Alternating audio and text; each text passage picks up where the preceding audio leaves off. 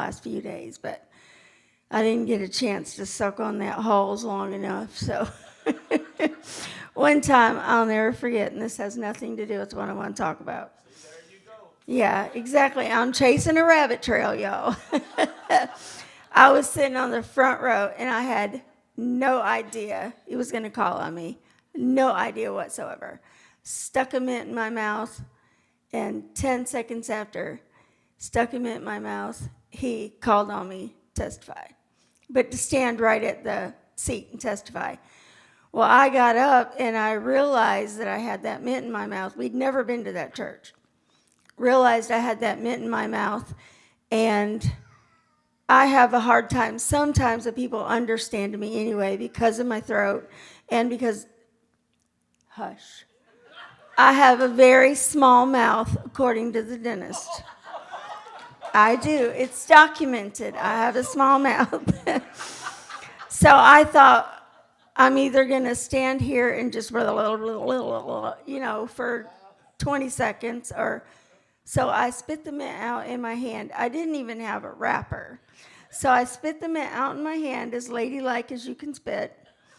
And I held it in my hand the whole time. And it's like dripping down my hand. And I'm like, okay. So I'm not all ladylike all the time. But I have two things I actually want to talk. I want to talk about one thing, but I want to mention something else because this has been on my heart for forever. And my mom was real big into, my brothers would walk like this, I guess because they were so tall. She'd say, straighten your shoulders. So I grew up trying to straighten my shoulders. So trying to have perfect posture and, walk like you should walk without, whatever, looking proud or whatever. So I broke my back 5 years ago. And you probably remember me coming in a big old brace, and it was embarrassing. But I broke my back, finally out of the brace, and I realized I didn't have perfect posture. And how you can tell you have perfect posture, if you really want to know, is you stand with your heels against a wall. And if you can touch the back of your head to the wall, you have perfect posture. So I worked so hard to get back perfect posture. And I did. Well, the other day I thought, because it really feels better on my back if I go like that. It doesn't hurt. I thought, I'm going to check and see if I still have perfect posture. And I didn't have. And I thought, oh, my Lord, I have got to get that back. Because I know what happens if you keep letting it go and letting it go and letting it go. So I thought that's how we are with some things of church. And I said, we are. Some things we can just let go, like prayer. Say prayer, for instance. The first day, I can sleep in, and it's no big deal. I'll catch it up during the day. And the next day, then it turns into a week. And then it turns into a month. And, really, you're losing perfect posture with the Lord. And to me, perfect posture means everything in this world, and it means everything in the spiritual realm. Because if I let things go, it's not just my posture, obviously. It's I'm becoming less like the Lord. If the Lord's the wall and you let things go, and just that's out there. I don't even know why I said it, but that's been on my heart for forever. But anyways, now I lost my place. So I am not a singer. I'm not a speaker. I just love the Lord. That's all. When I got married, I thought you had to play the piano and sing if you're going to be an evangelist wife. Because I wasn't raised in church, and it seemed like every evangelist that came had the perfect little size 2 wife, and they had the perfect little 2 or 3 kids that looked there, all adorable, and could sing and play. And I couldn't do either of those. And try as I might, I tried piano lessons, I really did. And I was like, it's not for me. Let me have a baseball, please. I can do so much better with that. So I just decided I'm going to do whatever God wants me to do. You know, if occasionally he wants me to speak, I'm going to do my best. So here goes. I was laying in bed today after service, and I was how women, it's hard to take a nap on Sunday because you don't want to mess your hair up. So you're like laying like this, you know, trying to do your best not to mess your hair up. And I was laying like this, and I thought, I can hear my heartbeat.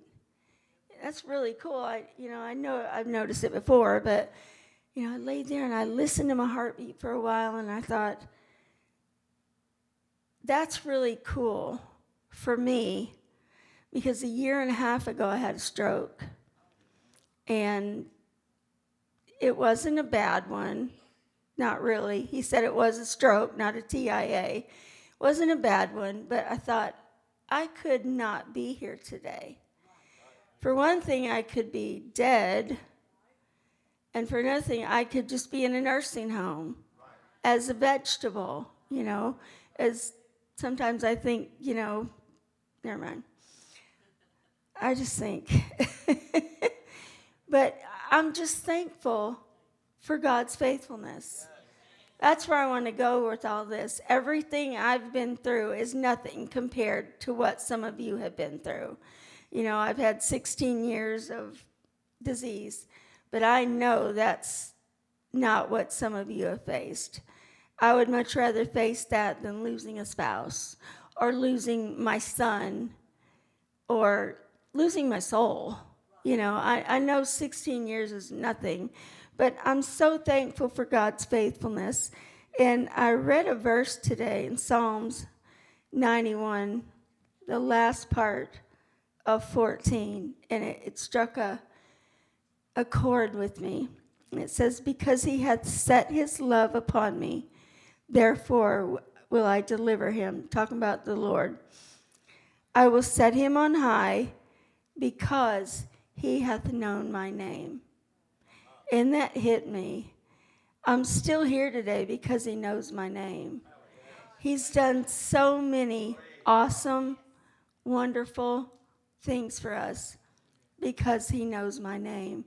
I'm so thankful for the places that we've been.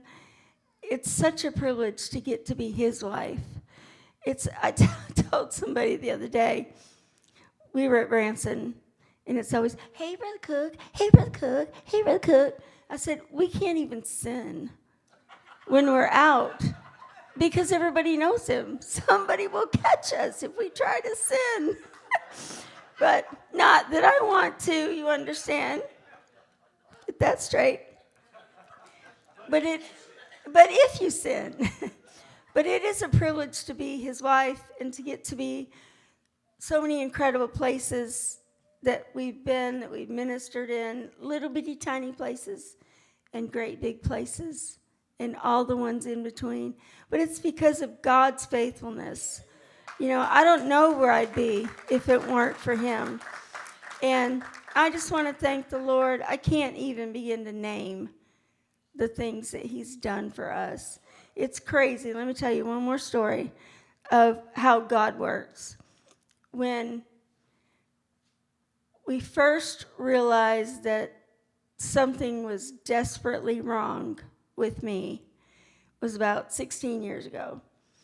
And this finger started turning black. And they've always done that from the knuckle up. You can see they're white right now because I'm freezing to death. But but I'm always freezing to death, so that doesn't matter. But it started turning black at the corner, and it started kind of spreading a little bit. And then this one turned black, and then this one, and this one. So I had 4 fingers that were turning black, and it was getting serious. So we moved from Tupelo to Monroe to kind of take care of my dad. And the doctor, I found a really good rheumatologist, and the doctor there said, I've done everything I can do. I've given you chemo, I've done this, I've done that, we've tried antibiotics. He said, all I can do is send you off if you'd be willing to go. He said, I can send you to Pittsburgh, or I can send you to Charleston, South Carolina. Well, we knew people around the Charleston area, so we chose there.